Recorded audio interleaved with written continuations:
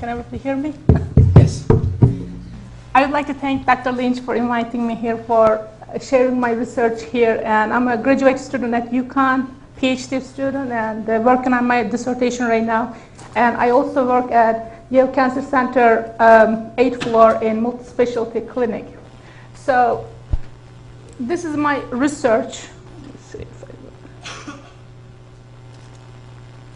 I declare no potential conflicts or any financial support for this, and I do want to acknowledge that I would like to especially thank the family, the Vita family, who gave me permission to their pictures to use in these slides. So structure of my presentation here, giving you those who are not familiar with pediatric or childhood cancer survivorship or general literature. I just want to give you a little overview and talk about a little bit theoretical background on post-traumatic growth and explain the methodological steps that I did on narrative synthesis and summarize my findings on positive effects of cancer on not only children but also survivors, families. So the topic that I've been working as my dissertation research recently published in Pediatric Journal of Oncology Nursing, and it's on the current issue before they pulled the September issue. And if anybody is interested in this topic, can access from the journal. So as a starting point, when I start doing a literature review, I find out that before 1980s, children with cancer, they were almost to die, and their survival rate was between 30 to 60%. And once they diagnosed, their survival time was 3 to 6 months. And the most common acute lymphoblastic leukemia, or ALL, was the most common in 3 to 6 months after diagnosis. So when I looked at the literature, bulk of the literature at that time was covering, including media, was death and dying and have to prepare families and they have to comfort the children. Survivorship was not familiar at that time. So in 2000, 4 major clinical trials group, they were these bottom ones. They were independently doing research, but they were not sharing. And in 2000, they merged and became the nation's biggest clinical trial group. And they gave a new title for Children's Oncology Group, basically COG. And when I was working in pediatrics, we followed their protocols. As a result, there was a stunning improvement in childhood cancer survivorship statistics, and not only clinical level but also psychosocial studies improved, and now more people were living. And I updated my slides, and currently children under 15 years of or 0 to 14 survival rate is a 5-year survival rate is 80%, and 10 years survival rate is almost 75%. So my context of presentation here is illness-related crisis challenges people's worldviews and values, and struggling with these challenges sometimes bring people goodness and positives, and they reach full potentials, and they realize that there are some personal capacities that they wouldn't do before the illness. So before people staying here and before I lose you, I just want to put my take-home messages that dealing with life-threatening illness may serve some positive outcomes, and individuals who went through childhood cancer, they get to know themselves better, they self-renewed, and they spiritually, personally grow out of the experience, and they achieve higher level psychosocial functioning. So in 70s and 80s, there was a common psychosocial concept, either attribution theory, comparison theory, or assumptive world theory was taking place, and more research was circulating in the literature about how individuals, starting with this naive worldview that they feel like they are indestructible and the world is good and something happens to others but not them. And when something comes as a crisis and their worldview has never been challenged before, questioned now, they realize that the current reality is not compatible with their inner belief system. So psychosocial researchers studied all those adult cancer survivors, and then slow by slow in early or mid-1990s, positive outcomes of research started circulating in the literature, and this post-traumatic growth is a kind of like an umbrella term by two clinical psychologists from North Carolina, Dr. Richard Tedeschi and Lawrence Callahan, published their first book in 1995, and then they start inviting all leading psychologists, and in 2004 they actually formed this new name as a post-traumatic growth. And mainly post-traumatic growth is really individuals struggle with this current reality, and they try to understand why it's happening to them, and their challenge actually what makes them grow. And most of the literature, they try to measure individuals' positive outcomes, and these 5 domains of post-traumatic growth actually published, and Richard Tedeschi and Callahan, they state that majority of individuals who go through not only cancer but any life crises, those who develop this new phenomena, post-traumatic growth, they come up with, they appreciate the life, and they change somehow positively. They feel warmer, and they have this intimate relationship toward their loved ones, mostly in the family and the friends, and they feel like they're strengthened. And recognition of these possibilities actually and the spiritual development make them heroes. So the topic that I have been working on is a graduate student at UConn, and it has been 3 years ago I studied, and I wondered what kind of positive outcomes in the literature, and all the positive outcomes were coming from the adult cancer survivors. And after doing a narrative analysis or narrative synthesis, the paper has been recently published in Pediatric Journal of Oncology. And research design was recently developed by British health psychologist researchers, and it's called narrative synthesis. It's actually a new version of systematic reviews. So it was a guidance, and the techniques and tools, they were developed by these British scholars, and it was published on Center for Reviews and Dissemination. And they gave me initially their blueprint to work on before they published.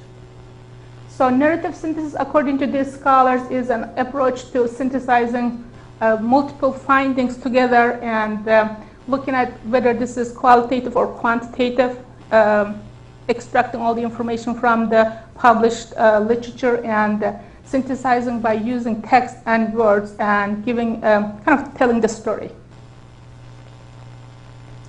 The aim of the study initially when I started was to examine existing literature, what is available in the literature about the positive outcomes in children with cancer and their families. So I set the criteria at the time that any published paper has to be in English, and the focus of the topic is going to be on childhood cancer survivors, but positively. And if those who do not focus on positive outcomes, I wanted to see if there are any positive single growth outcome was listed on the as a result section. And because I couldn't find any studies, so there was no date restriction applied, so I tried to kind of dig the literature as much as possible, and these are my findings. There were 35 studies, primary studies, conducted from 1975 to 2010, and 30 published. Because I couldn't find, I had to go back to dissertation articles, and 5 doctoral dissertations came. And when I categorized them, quantitative, qualitative, and some of 3 of them were mixed studies. So I have so many slides, so I'm going to skip first forward. And in order to give you some gist of the studies methodology section, I just put some slides. So most of the extracted information was from almost close to 2,100 childhood cancer survivors and the parents, and some studies only labeled as parents, but they didn't divide whether mother or father, and they used healthy siblings for control. And all those conducted in 9 countries, and looks like U.S. is the leading on psychosocial oncology research. And these are the techniques and tools that in narrative synthesis the guidance provided. And I just put this one just to give you an idea that these are like a code books that I extracted all the information and I divide them to qualitative and quantitative, and this is the methodological characteristics of the studies, and you can see, and then the second one is the demographic characteristics, and I extracted all those children, how long they have been off treatment, and whether type of variety of positive outcomes that they reported on those studies. I extracted, again, I only focus on the positive outcomes.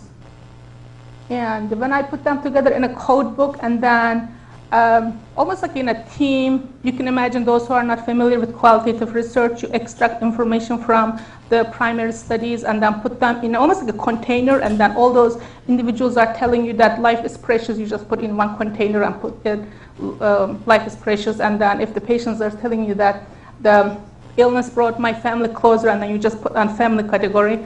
So this is Atlas TI software that I use to extract the coding purposes. And then this is the outcome of all my methodology section, and this qualitative section, all the primary studies, I put them, and then this part is the research question about what is available in the existing literature, and then focus was on the positive outcomes of the research, and then this red section of the total 35 studies that I found, and then I again categorized qualitative and quantitative, and then I coded them for qualitative studies. In order to get the richness of the studies, I extracted quotations from qualitative studies, and quantitative studies, I only extracted or summarized all those percentages, how many people responded to surveys when the researchers were asked them.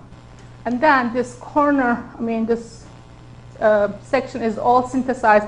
I put them together, and then I found 5 major categories on the research. So this inner growth is really the post-traumatic growth, and these are the categories. Almost like if you imagine like containers, and then all those life, self, and the family, and the meaning making. So it was a long, very overwhelming study, research, but finished, and these are my findings.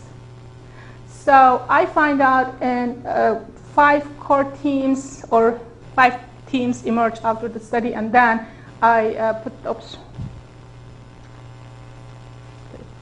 So meaning making was the number 1, and appreciation of the life and greater self-knowledge and positive attitudes toward others, and I divide them whether this is like family or generalized. And then most of the patients on the studies, they said that because of the science, how much they impacted their life, they owed them, and then they feel like they needed to give something back to society. And I will start with meaning making first. So individuals who are diagnosed with cancer or any life crisis, before coming that level, we all have this naive worldviews. We feel that we are indestructible and we are good and world is good, everything makes sense. Our worldviews are not questioned and they're not challenged. But when we face with any challenge, we start wondering because the current reality is not compatible with what we believe. And individuals start asking, why me? Why I'm the one who's chosen opposed to someone else? And individuals constantly searching for meaning. They're trying to make a sense. And clinical psychologists who studied this last 20, 30 years, and Dr. Park, Crystal Park, is at University of Connecticut Psychology Department. I took seminars with her as an independent study, meaning making, and at the time she was working on her theory on meaning making theory. So meaning making is individuals or survivors coming to understand at the end of their challenging struggle to make meaning of their experience. And they finally realized that some individuals find some meaning in their religious views, some individuals find a different perspective, and some individuals they find that they're special, and this all comes back. So again, this was, most parents reported that they were puzzled when they heard their child has cancer, and those individuals who actually never heard the cancer in their family members, and the parents were really puzzled, and they start questioning, and in literature these existential questions are coming up as whether the God is punishing them, they did something in the past, and or some of them felt that God let them go. And so positive mean, when I put them together on all those individuals who made some sense with their illness or event, I divided them in 5 categories, but really this first 3, religious meaning making through being special, and meaning making through benefit finding, they had some explanations to do, because individuals find in their experience that somehow they were survived because of how they find the meaning, and the last randomness of event, and there's no answer or unable to find answer, those who are suffering, but by the time the study done, they finally said that there's no answer, I cannot find, so they moved on. And then I'll just go slowly from now on. So in religious meaning making, the families who could not find any meaning in this senseless event, they actually found some explanation through their religion, and they somehow felt that God was still watching them. And this newfound meaning actually expressed in explicitly some parents, and some individuals expressed in philosophical. But what's interesting, I find out that some children who felt that they were special, but that specialness was not really part of this the religious related.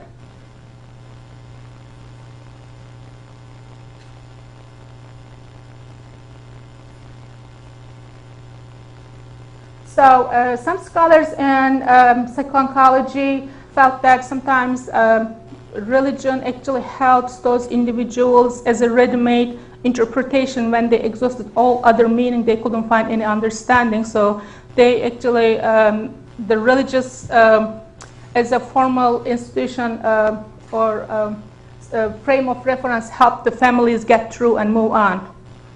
And this was very common in effects of religion, and positive psychology books usually mention about how religion is helping individuals move on and survive their events. So some families, and most of the time, some families actually, they went through and then they keep constantly asking why me, why my child, and why us, not someone else. And at the end, when they come to the treatment finish, but they just realize at the end that so much goodness, positives came out of this experience that they no longer searching why, but they realize that so much friendship and the benefits they gained from this experience. And again, children who survived this, they did not have any religious interpretation, but they felt that somehow they were special, and whatever life force was controlling that and survival, they were saved. And some individuals could not find any meaning. At the end, they said, there's no meaning, I cannot find any, so they move on, but they solve that with their own meaning making. And some individuals who are, this comes from the quantitative usually research, and 72% of the survivors and some mothers and some siblings responded to a questionnaire that it's just a random event, we don't really know, we have no control over. So the second category, I find out that appreciation of life, and those almost majority of cancer survivors and some parents, they all said that once what they went through, they appreciated life. They didn't really appreciate it before. And one survivor, I interviewed 7 childhood cancer survivors for my dissertation the last 2-3 months, and one one survivor said that when everything is taken away from you, you really believe that you're going to lose your life, and that becomes so real that you start appreciating every little moment. So you appreciate your family members who help you, and life is so precious and we don't make any plan for future. It doesn't make sense because we only live for today. And so individuals faced with trauma tend to experience increased sense of vulnerability. This was also in the literature showed about the paradox of crises, and not only those individuals who experience this positivity, but also they consciously aware that their vulnerability. The children that I interviewed, they all said that they lost their reading comprehension, and they feel so aware what they're lost, but also they're aware what they gain from the illness. And most of the people appreciate being here, and for now, they said. And most of the survivors also mentioned in the not only the literature, but also when I interviewed them, they said that they appreciate every single moment with their family members, and instead of one mother said, instead of getting through the day, going to the library, going to park, and now we plan everything, and everything makes sense, and we try to be with our loved ones, and everything, life is precious and it's very short. You can lose in any minute.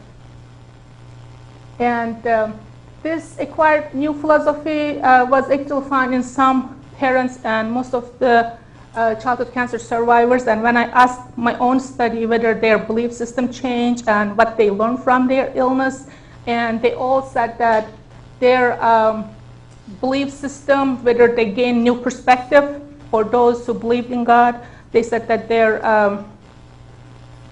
belief system actually strengthened with God, but mostly they said that they now look at life differently and they feel they're enlightened, and that you can lose your life in any minute, they said. And this was the description of the individual's beliefs and perspectives, and the previous worldviews all kind of they renewed, and they no longer feel like they're naive. They really learn how life works.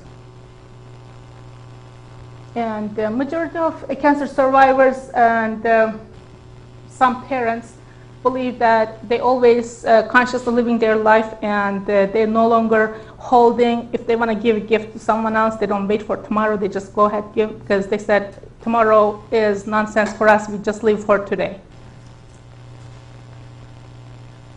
And this part also, the new values and priorities, part of appreciation of life. And when individuals, I remember one childhood cancer survivor I interviewed, he said he had stem cell transplant, and he had 3 times survived his cancer, but he was in the hospital, and he said, well, I'm in there, I'm the lowest point, and I was so depressed, and I never thought about taking my life, but those questions are coming up, and why me, why is there any worth living? So it was like the lowest point of those, at the time, lowest moments of his life. And then when I look back, he said, I wouldn't change any word what I have experienced. Those experiences gave me a strength, and I learned so much, and I'm enlightened, and now I feel more what's important to me.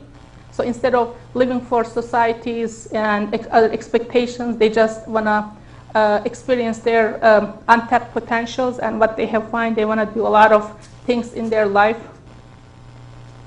And this self-knowledge or self-discovery was the biggest in the studies. Almost every paper I read, they were mentioning that how much cancer actually improved their life, and they became a better person. And when I interviewed one nurse who had Hodgkin's lymphoma, she said, I actually provide better care to my patients because what I learned and what I have become because of my experience, and I feel much better, and I can link and connect with the patients, and cancer makes them a better person, and they truly enjoy this betterness. And this grow up faster also was the biggest, probably. I had like pages and pages. I was trying to compact them together, and most of the individuals said that they live these 2 different social realities, and one moment they're in the playground, and then second day they're in the ER or in the hospital getting either Broviac or Portacat or getting treatment while they're seeing other children dying. And they said they didn't have a choice, but they grew up, and the children whom I interviewed, they said that because of this grown up faster, they feel there are some disconnect between their own peers. They feel more mature, and they don't understand. Sometimes their friends are kind of focusing on all those hairdos and nonsense stuff. They said, but I'm telling them that at least you should be thankful you have a hair. And they're all focusing on all those less important things, and they grow up, but they enjoy being that maturity. And again, even when I'm working in the clinic, I usually tell the families that sometimes you get appreciation from the illness experience, and then everything becomes clear, and illness brings your family closer together. And most patients, am I on the phone right now? Almost done? Okay. So majority of the survivors reported that their experience with childhood cancer really give them appreciation for life and bring family together, and they get to know themselves and what's important in life, and they all put on greater value on their relationship. And most of them also stated that actually they were survived because of the medical miracles, and then they wanted to give back to society, and almost all individuals wanted to contribute, whether American Cancer Society or doing some volunteer job. And so they became more sensitive, empathetic, and compassionate for other people's needs. And so I just put these implications for clinical purposes. So I'm hoping that there were so much topics to cover, but I couldn't really get through. So I'm hoping that this whole new research and post-traumatic growth will enhance, whether creating new interventions for those who are unable to cope with themselves, and help for rehabilitation purposes, and kind of guide the health promotion and all those individuals who are working with childhood cancer or any other illnesses. So in conclusion, I just put this one. I was reading this Harvard anthropologist, Mirror for Man. He was talking about the anthropology, how much that changes, and then anthropology goes out to uncivilized places, and then he actually comes back getting to know himself better. And thank you so much.